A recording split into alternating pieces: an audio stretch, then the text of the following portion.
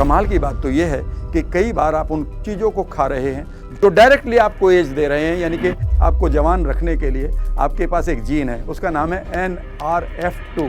याद रखिएगा, आपके पास ये 3 फैक्टर हैं जवान रहने के: आपका माइंड, आपका हार्ट और आपका गट। मैं आपके साथ 5-6 ऐसी चीज़ें शेयर करूंगा जिसको आप रोज लेना शुरू करें।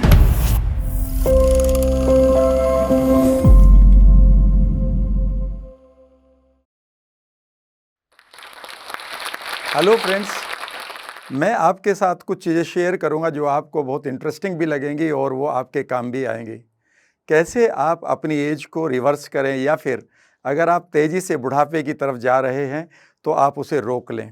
यद्यपि बूढ़ा होना गलत बात नहीं है, गलत बात यह है कि आप समय से पहले अगर बूढ़े हो रहे हैं, आपके सेल्यूलर सिस्टम, आपके हार्मोन्स, आपका कॉग्निटिव फैक्टर यानी कि आपके ब्रेन की वर्किंग अगर समय से पहले ख़राब या बूढ़ी हो रही है, ये गलत बात है।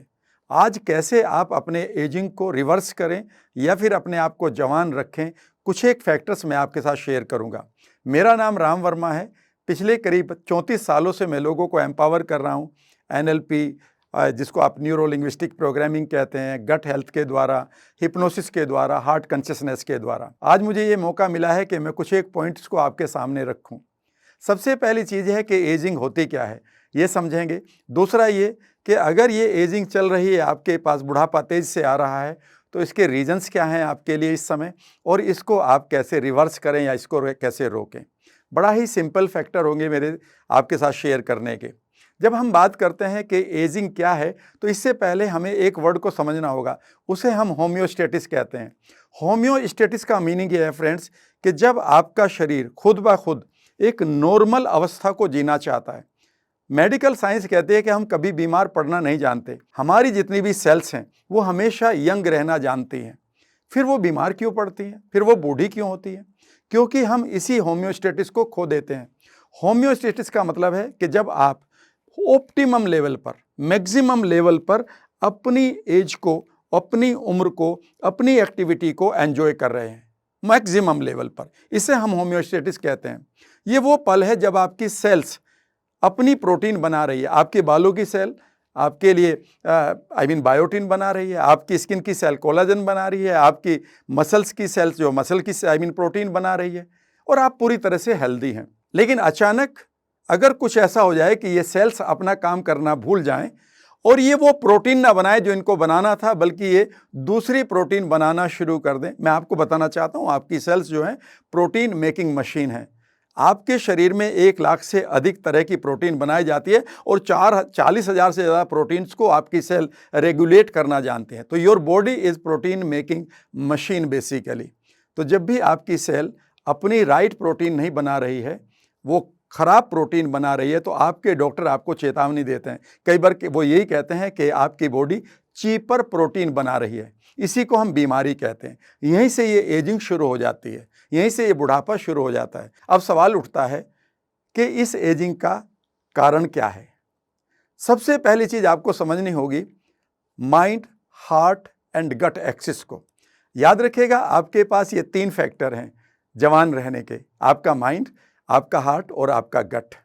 यही आपके बुढ़ापे का भी कारण है और यही आपकी जवान रहने का भी एक तरह से समाधान है। सबसे पहले हम अपने माइंड को लेते हैं। क्या आप जानते हैं कि आपका माइंड आपकी स्टेम सेल्स को रीजनरेट करता है रोजाना? जितनी भी आपकी बॉडी के अंदर रोज सेल्स मरती हैं, नई सेल्स बनती हैं, उनके पीछे आपका माइंड और आपकी स्टेम सेल का हाथ होता है। आपकी बॉडी के अंदर 0.002% स्टेम सेल्स हैं जो आपकी बॉडी को रीजनरेट करने के लिए, रिपेयर करने के लिए, मेंटेन करने के लिए बनी है। सोचिए कि अगर आपकी कुछ सेल डेड हो रही हैं लेकिन नई सेल नहीं बन रही है तो क्या होगा? निश्चित रूप से आप बुढ़ापे की तरफ जाएंगे। तो यहां पर किस चीज की रेस्पॉन्सिबिलिटी है? आपकी स्टेम सेल्स की। दूसरी चीज, आपका माइंड मिलकर आपकी ब्लड वेसल्स के साथ एक कनेक्शन बनाता है जिसको हम एंजियोजेनेसिस कहते हैं। एंजियोजेनेसिस का मतलब है कि जहां पर भी आपके पास ब्लड की कमी है बॉडी में या ऑक्सीजन की कमी है, तो वहां पर नई कैपिलरीज हमारी बॉडी बनाने के लिए सक्षम है माइंड के साथ मिलकर। अगर आप तनाव में हैं, आपकी बॉडी के अंदर इमीडिएटली ऑक्सीजन की और ब्लड की कमी पड़ जाती है कुछ अंगों पर, इसे हम हाइपोक्सिया कहते हैं।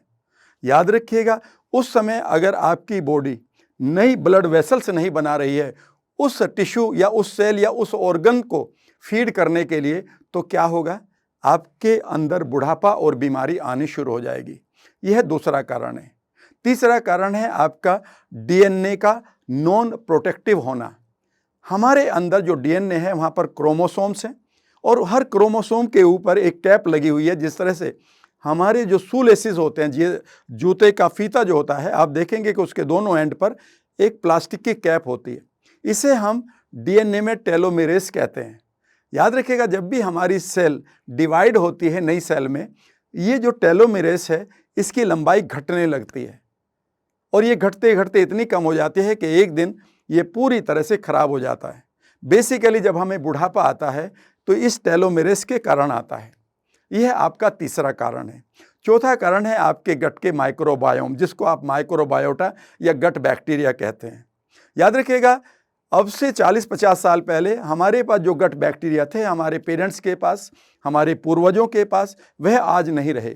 सही बात तो यह है कि जब आपकी बॉडी बीमार होती है तो वो इसलिए बीमार होती है कि आपकी बॉडी के अंदर इन्फ्लेमेशन आ जाता है। यही सबसे पहली बीमारी का कारण भी है। क्या आप जानते हैं कि आपकी बॉडी के अंदर एक एंटी इन्फ्लेमेटरी तत्व होता है, एलिमेंट होता है, जिसका नाम है short chain fatty acid, SCFA।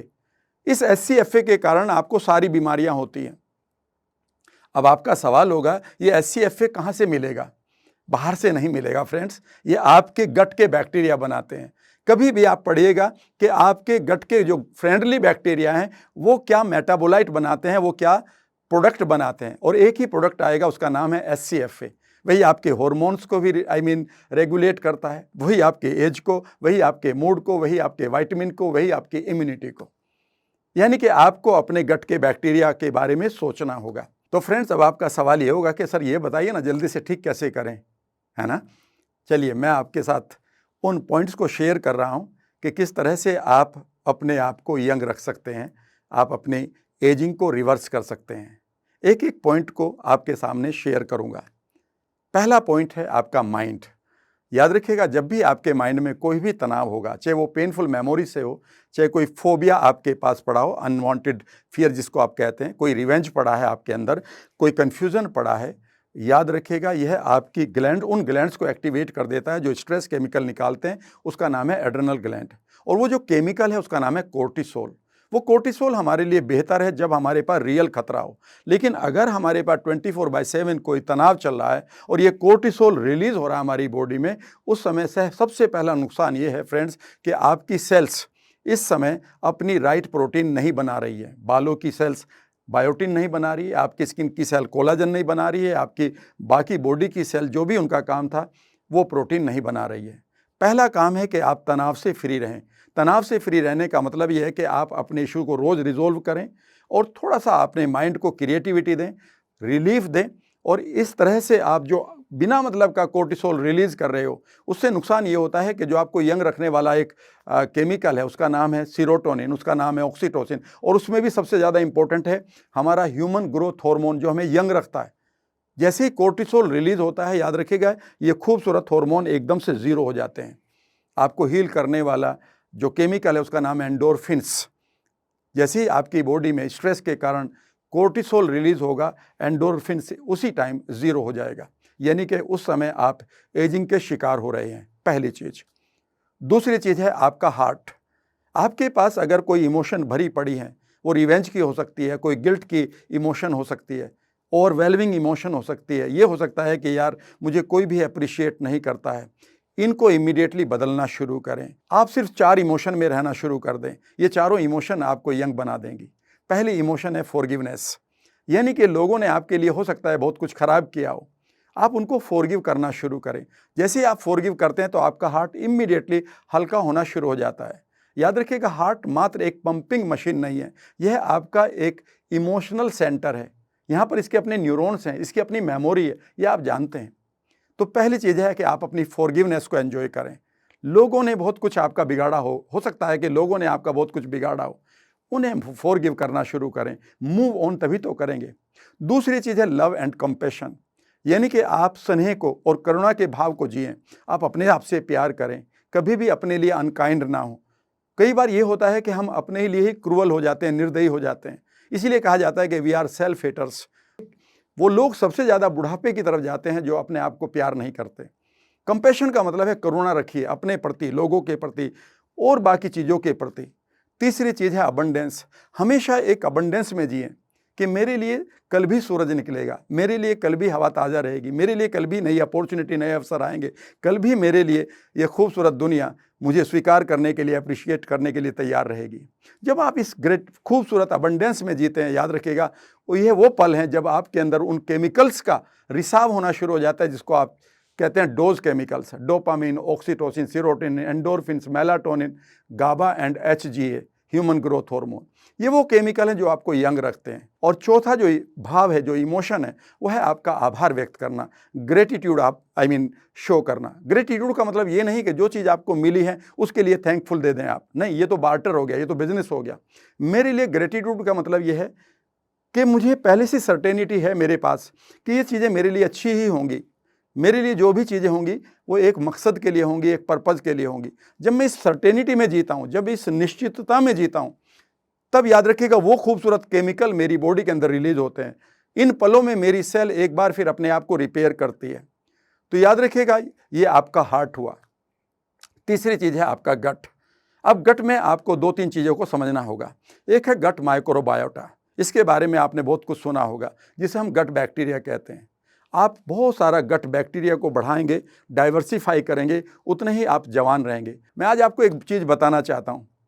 हमारे पास हर रोज जो फ्री रेडिकल्स निकलते हैं ना बॉडी के अंदर, वो 10⁻19 है। यानी कि इतने फ्री रेडिकल जो हमें बूढ़ा करते हैं, इतने हमारी बॉडी रिलीज करती है। अगर आप एंटीऑक्सीडेंट खाना शुरू करें बाहर से, तो ये कभी भी न्यूट्रलाइज नहीं होंगे। आपको किलो नहीं, टन्स में इतना सामान खाना पड़ेगा कि इतने वो फ्री रेडिकल्स को न्यूट्रलाइज कर दे। फिर ऐसा क्या करें कि आपकी बॉडी ऑटोमेटिकली एंटीऑक्सीडेंट बनाना शुरू करें। फ्रेंड्स, मैं आपको एक चीज़ बताऊं, आपको जवान रखने के लिए आपके पास एक जीन है, उसका नाम है NRF2। इस जीन की खास बात यह होती है कि ये जैसी टर्न ऑन होती है, यह आपकी बॉडी के अंदर उन एंटीऑक्सीडेंट को स्वतः ही पैदा कर देती है जो आपके फ्री रेडिकल्स को, जो बूढ़ा करने जा रहे थे आपको, उन्हें मार देती है या न्यूट्रलाइज कर देती है। अब सवाल उठता है कि इसे कौन टर्न ऑन करता है? याद रखिएगा, इसे टर्न ऑन करती है आपके गट के बैक्टीरिया। इसलिए याद रखिएगा, जब आप एजिंग पर काम करें, जब आप रिवर्स करना चाहें इस एजिंग को, तो आप अपने गट बैक्टीरिया को ठीक करना शुरू कर दें। एक चीज़ और भी मैं आपको शेयर करूंगा। अब आप सोच रहे होंगे कि वो एजिंग के लिए जो एज था, जिसको हम कहते हैं एडवांस्ड ग्लाइकेशन एंड प्रोडक्ट, जो हमारे एक एक अंग को बूढ़ा कर देता है समय से पहले, वो क्या है? आज मैं आपके साथ शेयर करना चाहूँगा कि जब भी आपके ब्लड के अंदर शुगर की क्वांटिटी बढ़ेगी, तो ये शुगर आपकी बॉडी की खूबसूरत प्रोटीन के साथ लिंक करके एक प्रोडक्ट तैयार करेगी। उस प्रोडक्ट का नाम है ग्लूकोज प्रोटीन प्रोडक्ट।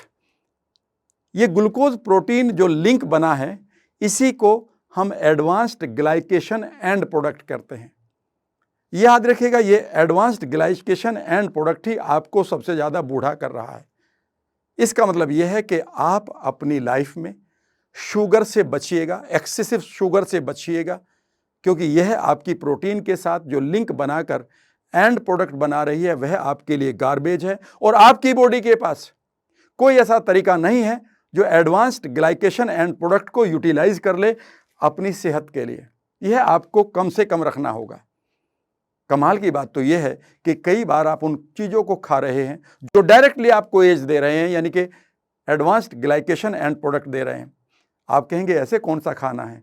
याद रखिएगा, जब भी आप किसी भी चीज़ को तंदूर में जलाकर खाते हैं, वह डायरेक्टली आपको एज नाम का प्रोडक्ट दे रही है, यानी कि आपको बूढ़ा करने वाला प्रोडक्ट दे रही है। फॉर एग्जाम्पल, आप कहते हैं ये तंदूरी चिकन है, ये तंदूरी मटन है, इसे हम एक्सोजेनस एंड प्रोडक्ट कहते हैं। याद रखिएगा, ये बाहर से हमें अपनी बॉडी को दे दिया है और ये बहुत आपके लिए नुकसानदायक है।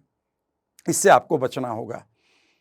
सवाल उठता है कि और कौन से तरीके हो सकते हैं जिनके साथ आप रिलेट करें, वो कौन सा खाना हो सकता है, वो कौन सी एक्टिविटीज़ और हो सकती हैं। फ्रेंड्स, मैं आज आपको एक खाना बता रहा हूँ और जैसे ही आप इसे गूगल करेंगे या किसी एक्सपर्ट से पूछेंगे तो कहेंगे यस दैट इज़ ट्रू। आपकी बॉडी को एक विशेष प्रकार का खाना चाहिए। उस खाने का नाम है एडेप्टोजेंस। एडेप्टोजेंस का मीनिंग होता है वह खाना जो आपकी बॉडी को ना तो स्टिमुलेट करे और ना ही सप्रेस करे। गड़बड़ ये होगी कि आप इस तरह का खाना खाते हैं, या तो वो आपको एक्साइट कर रहा है, या तो आपकी बॉडी को बिना मतलब स्ट्रेच कर रहा है, या उसको सप्रेस कर रहा है। असलियत में आपकी बॉडी अपनी नॉर्मल अवस्था में जीना चाहती है। जब वो नॉर्मल अवस्था में जिएगी तभी तो आपकी सेल्स अपना काम कर रही होगी।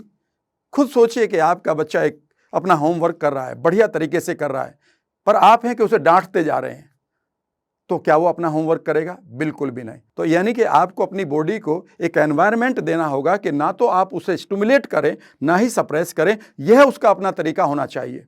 यानी कि आप अपनी बॉडी की इंटेलिजेंस के साथ खेलिएगा मत। और यहाँ पर मैं आपके साथ 5-6 ऐसी चीज़ें शेयर करूँगा जिसको आप रोज़ लेना शुरू करें, और यह आपकी बॉडी के एक एक टिश्यू को, एक एक ग्लैंड को जो थक चुकी हैं, जो बर्न आउट हो चुके हैं, उन्हें एक बार फिर बनाना शुरू कर देगी। पहला एडाप्टोजन का नाम है हल्दी, जिसमें से हमें करक्यूमिन मिलता है। यह बेहद इंपॉर्टेंट है हमारे लिए। याद रखिएगा, करक्यूमिन को जैसे ही आप पढ़ना शुरू करेंगे तो आप पाएंगे कि जो आपकी बॉडी का इन्फ्लेमेशन है, जो आपको बूढ़ा कर रहा है रोज, उसके लिए ये एंटी इन्फ्लेमेटरी ड्रग है, पहली चीज। दूसरी चीज है इसमें जिंजर, यानी कि जो अदरक है, यह भी एक बहुत खूबसूरत अडाप्टोजन है जो आपकी एक एक सेल को, एक एक टिश्यू को एक बार फिर नॉर्मल करता है, जो बिना मतलब एक्साइटेड हुआ पड़ा है, खराब खाने के कारण, खराब एक्टिविटी के कारण, खराब सोच के कारण, खराब इमोशन के कारण। तीसरी चीज़ है यहीं पर जो आपकी किचन में मिलती है, उसका नाम है इलायची, कार्डमम। छोटी इलायची हो या बड़ी हो, इसका आप सेवन करना शुरू करें। कैसे करेंगे मैं भी आपके साथ शेयर करूंगा। चौथी चीज़ जो मैं आपके साथ शेयर करना चाहूँगा वो है आपकी तुलसी। पांचवा है दालचीनी, जिसको आप सिनामन कहते हैं। इसके बाद है आपका सबसे इंपॉर्टेंट चीज़ों में से एक जो आपकी बॉडी को जवान रखने के लिए बेस्ट एडाप्टोजन है, उसका नाम है लिकोराइस रूट, जिसको आप मुलहटी कहते हैं। याद रखिएगा, जैसे ही आप इनको सुबह चाय की तरह पीना शुरू करेंगे, आप उस समय अपनी बॉडी को एक खूबसूरत इन्फॉर्मेशन दे रहे हैं। वो ये है कि जहाँ पर भी आपका नुकसान, वियर एंड टियर हो चुका है, आपके खराब आदतों के कारण, खराब खाने के कारण, खराब सोच के कारण, खराब एक्टिविटी के कारण, नींद की कमी आपको आ गई थी, उसके कारण इन्फ्लेम्ड है आपकी बॉडी। याद रखिएगा, ये चीज़ें अगर सुबह ही सुबह आप खाली पेट पी लेते हैं चाय की तरह, याद रखिएगा यह आपके लिए बेस्ट एंटी एजिंग प्रोडक्ट है। उसके बाद आपके लिए ज़रूरी है कि आप फास्टिंग के बारे में सोचना शुरू करें। Hunger makes you younger. याद रखिएगा, जब आप इंटरमिटेंट फास्टिंग करते हैं, एक धीरे धीरे उसे बढ़ाइएगा। मान लेते हैं आप 12 घंटे ही कर रहे हैं, तो एकदम से 18 घंटे में मत जाइएगा। 12 घंटे की अभी फास्टिंग कर रहे हैं, इसे अगले एक हफ्ते के लिए 12.5 घंटे कर दीजिएगा। आधा घंटा आप इजीली बढ़ा सकते हैं, फिर आधा घंटा और एक्सटेंड कर लीजिएगा, ताकि आपकी बॉडी को रिएक्ट करने का समय भी ना मिले। और धीरे धीरे आप इस फास्टिंग से जो फ़ायदे लेंगे, उसमें एक बड़ा फ़ायदा ये है कि आपका फैट भी ठीक रहेगा, आपकी एनर्जी बड़ी स्ट्रॉन्ग होगी, आपकी मसल्स बननी शुरू हो जाएंगी और आप लंबी उम्र को भी जिएंगे। जहाँ तक बात आती है कि आप स्टेम सेल्स को, अपनी एंजियोजेनेसिस को, अपनी इम्यूनिटी को और अपने डीएनए को कैसे प्रोटेक्ट करें, तो उसके लिए ज़रूरी है कि आप हर रोज़ कम से कम 20 से 25 मिनट मेडिटेट करें। बस इतना सा ही करना है। बाकी जो भी आपका गट आपको खाने के लिए कहे और वो रिएक्ट नहीं कर रहा है, उस खाने को आप एंजॉय करिए। निश्चित रूप से फाइबर का और प्रोबायोटिक्स का इस्तेमाल करते रहिएगा। ध्यान रखिएगा, आप जवान रहने के लिए बने। तो फ्रेंड्स, ये रही आज की टॉक। आशा करता हूँ कि आपके लिए यह एक क्वालिटी टॉक रही होगी। आप इन पॉइंट्स को ज़रूर एंजॉय करिएगा, लोगों के साथ भी शेयर करिएगा। मैं इतना जानता हूँ कि आपकी बॉडी एक बार फिर रिकवर करने के लिए, यंग रहने के लिए बनी है। और साथ ही मैं धन्यवाद देता हूँ, आभार व्यक्त करता हूँ जोश टॉक का, जिन्होंने मुझे ये प्लेटफॉर्म दिया कि मैं आपके साथ इन बातों को शेयर कर रहा हूँ। थैंक यू जोश टॉक ऑल्सो।